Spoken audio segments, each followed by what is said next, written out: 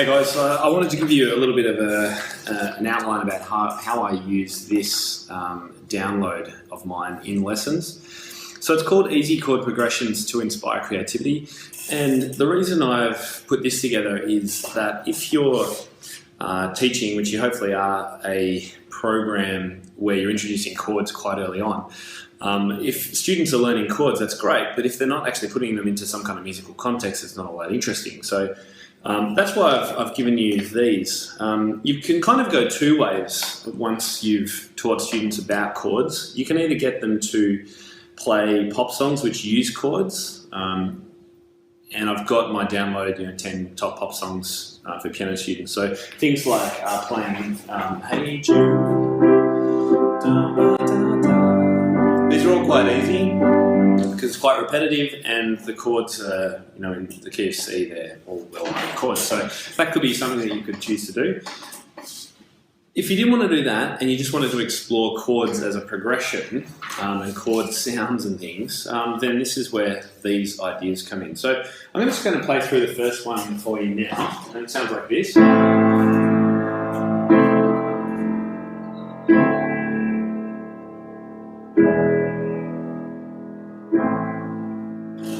So that's what's actually written on the sheet. This is chord progression number 1. So the first thing I'd get a student to do would be actually just play through those chords. And I teach a pop kind of playing style. So chord in the right hand, around middle C or a little bit lower, octaves in the left hand, or single notes if their hands are too small or it's too hard to maneuver. So the idea is that we're a bass player, we've also got rhythm in the left hand, and we've got a harmony in the right hand.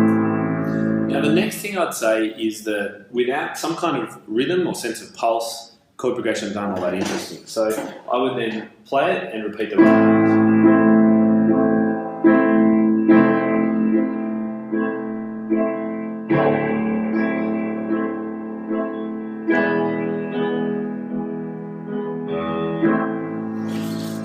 When it comes to the E chord, there you could choose to teach the student about the inversion that they could use, or they could simply jump down to an E in root position. So you've got two options. So it's already sounding a little bit more interesting. You can add a little bass line note change. So they could add a bit of rhythm in the left hand. Maybe they start with an E chord and then, A minor chord, and then go to E major. Okay. Or we could explore maybe breaking up the chord.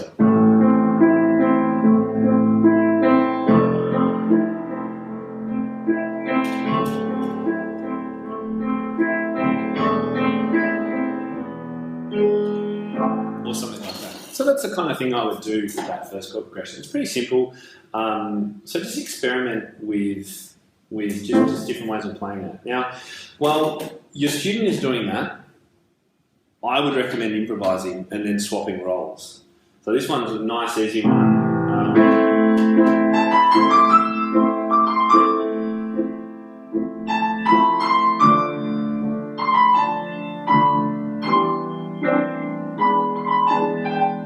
And your student can use any of the white notes. By the way, when I just demonstrated then, all I was doing was playing, because I don't have 3 hands, I was just playing the chords in the left hand instead. And we call this, jazz musicians call it a trio position. So this is the position you play in when you've got a band accompanying you and you don't need to play the bass line. So you could do that if you want to, just to demonstrate. But once the student is playing the chord progression, I would then improvise and then we'd swap roles. Have a look at chord progression 2. It sounds like this.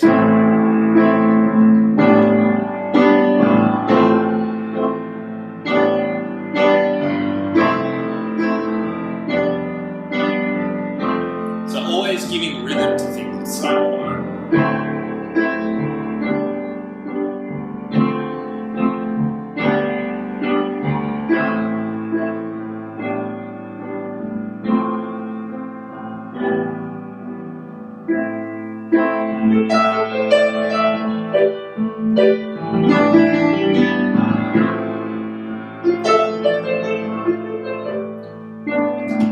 So this is just mucking around with keeping the bass note the same and changing the right hand chords, which is kind of the opposite of what we did in chord progression 1. Again, give it some rhythm, help the student just explore this sound. If you have a keyboard or some synthesizer or something in your room, then this is a great one for just grabbing a string sound and just holding down like an A minor chord, and then holding down an A minor with the F chord, and just giving them a nice, it's kind of like a movie soundtrack this one. Chord progression 3, let's play through that. And I'll play this in 3/4 just for something different.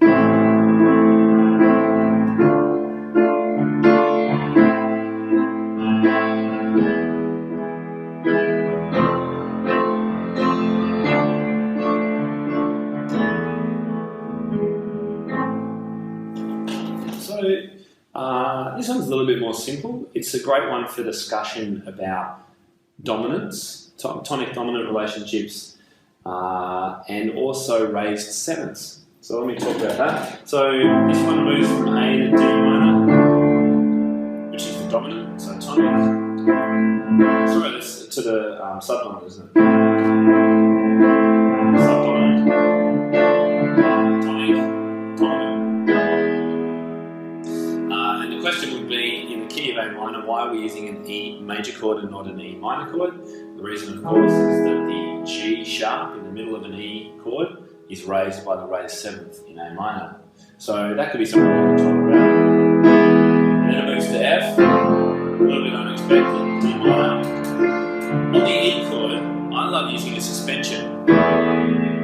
So suspensions, I'm sure I've explained it in one of my other videos, would be playing E, A, and B, and then resolving to the normal E minor, one major chord, back to A minor. So you could explore the idea of suspensions there. I worked in 3/4, so that's kind of another thing that you could do with that. You can, of course, hold these for longer, arpeggiate them. So students could practice arpeggiation.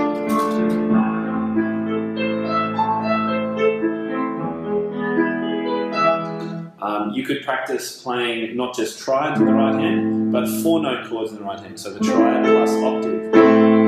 Students could get used to doing that.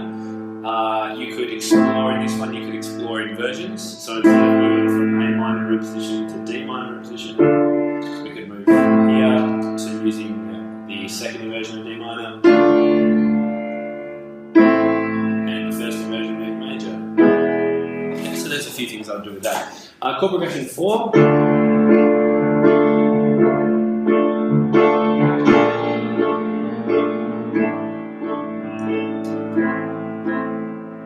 I think I'll play this in 2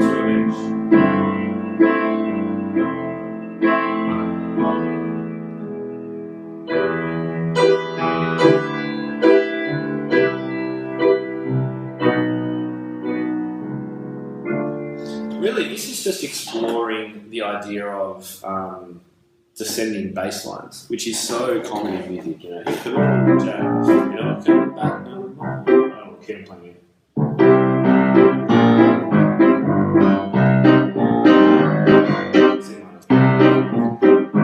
It's used all the time in music, so this is really just the exploration of that. The last one, E minor, let's take.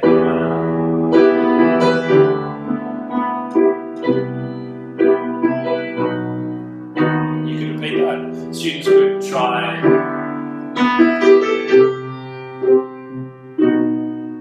So one of the things that happens as you get better as a pop player, I guess, is that you can start mucking around with the chords that are already under your fingers. So here, this is E minor chord.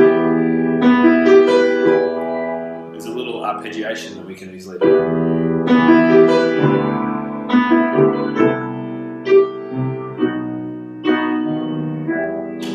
So there's a few things with that one. I might not get time to go through all of them, but let's have a look at chord progression 5. So B flat major 7. So this we've started introducing some sevenths to that. So to find a major seventh, you're playing a B flat chord, and you're adding the A above. There's actually the seventh note of the major scale.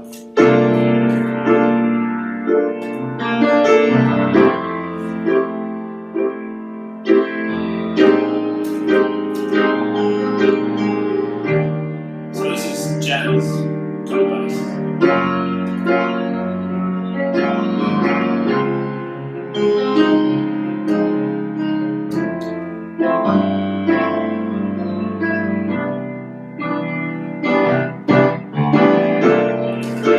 So this one's kind of, I'd explore this a little bit slower.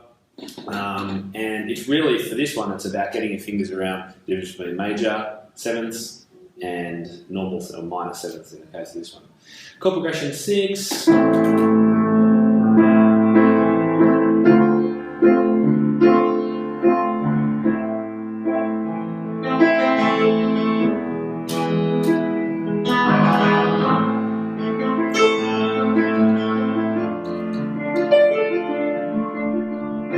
I'm just up and jamming the right hand.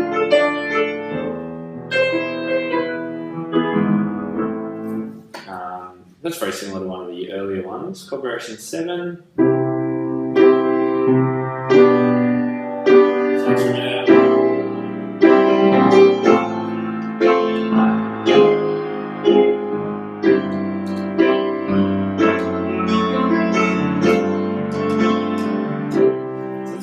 It's got a bit of a kind of gospel feel to it.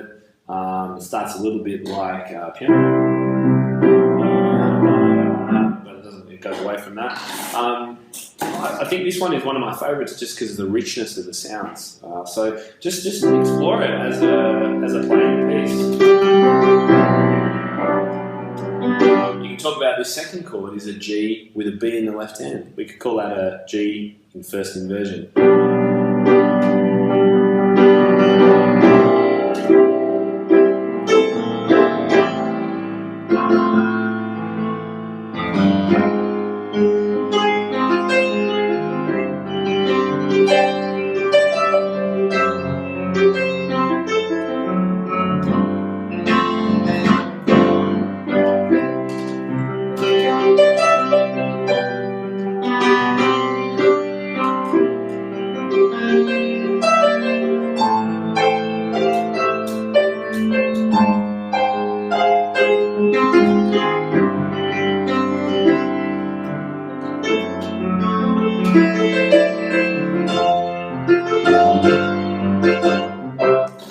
I could play that over and over for hours. It would be really, really cool. Chord progression 8, we introduce some diminished chords. So we've got C major 7, C diminished, D minor 7, D diminished 9, C major 7, G major 7, diminished, A minor 7.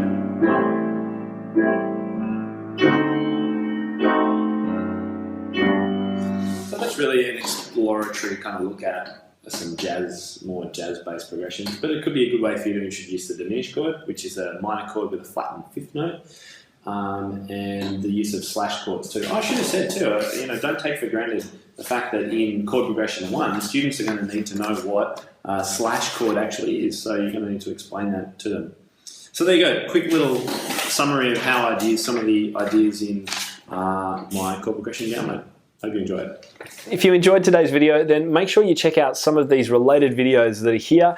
And I look forward to seeing you inside Top Music Pro, which is my membership community for music teachers, where I can actually support your growth and development of both your teaching and the business side of your studio. See you there.